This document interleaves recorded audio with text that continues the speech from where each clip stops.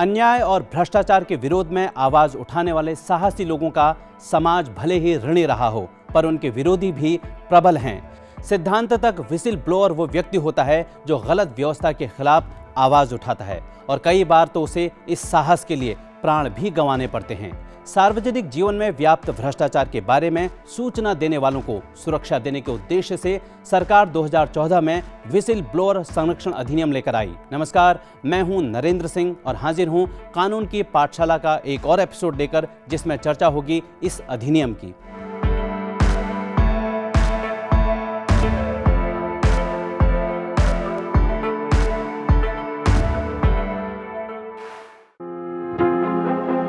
Whistle blower act में सरकारी धन के दुरुपयोग और सरकारी संस्थाओं में हो रहे घोटालों की जानकारी देने वाले व्यक्ति यानी भ्रष्टाचार के खिलाफ बिगुल बजाने वाले को व्हिसल ब्लोअर कहा गया है।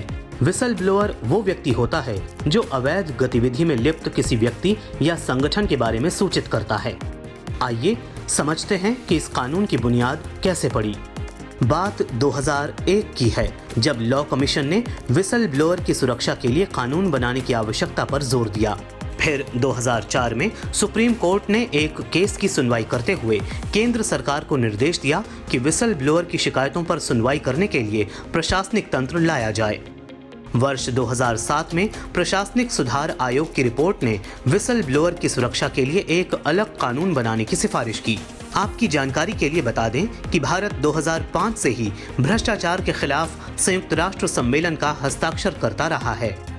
ये सम्मेलन शिकायत करने वाले व्यक्ति के उत्पीड़न के खिलाफ सुरक्षा प्रदान करने की बात करता है।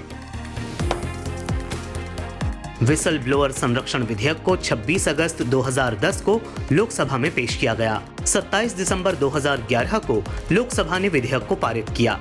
इसे 21 फरवरी 2014 में राज्यसभा से पारित कराया गया।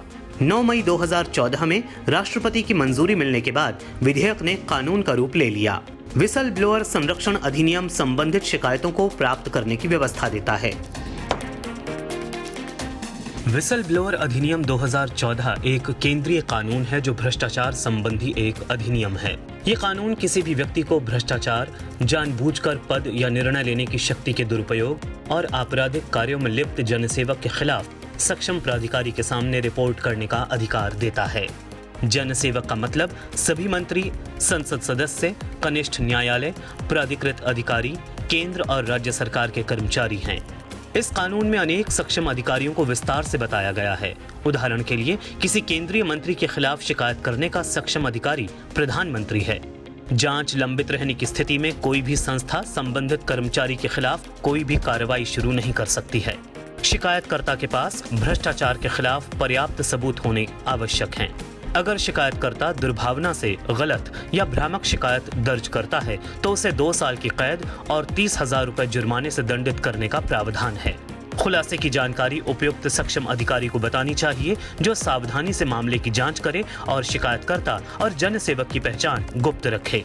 ये कानून शिकायत करने वाले व्यक्ति के उत्पीड़न के खिलाफ पर्याप्त सुरक्षा उपाय भी करने की व्यवस्था देता है। ये कानून गुमनाम शिकायतों की अनुमति नहीं देता और स्पष्ट कहता है कि यदि शिकायतकर्ता अपनी पहचान स्थापित नहीं करता तो सक्षम प्राधिकारी द्वारा कोई कार्रवाई नहीं की जाएगी। इस कानून में शिकायत करने की अधिकतम समय सीमा 7 वर्ष रखी गई है। स्पेशल प्रोटेक्शन ग्रुप एक्ट 1988 के तहत गठित स्पेशल प्रोटेक्शन ग्रुप के कर्मियों और अधिकारियों पर यह कानून लागू नहीं होता। कोई भी व्यक्ति जो लापरवाही से या दुर्भावना से शिकायतकर्ता की पहचान का खुलासा करता है, उसे 3 साल तक की कैद और 50,000 रुपए तक का जुर्माना हो सकता है।